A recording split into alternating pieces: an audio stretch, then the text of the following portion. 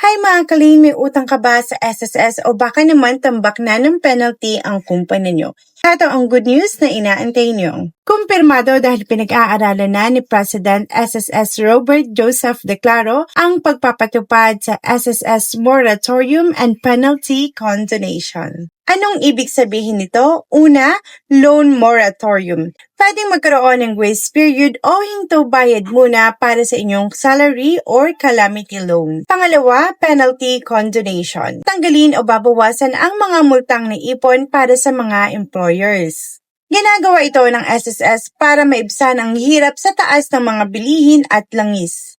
Pero take note, pinag-aaralan pa lang ito. Huwag mo nang itigil ang pagbabayad hanggat walang official guidelines mula sa My.SSS portal. Gusto mo bang ikaw ang unang makaalam oras na lumabas ang opisyal na petsa at guidelines?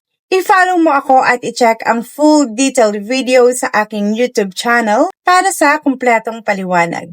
I-share mo rin ito sa katrabaho mong may SSS loan para hindi naman mahuli sa balita.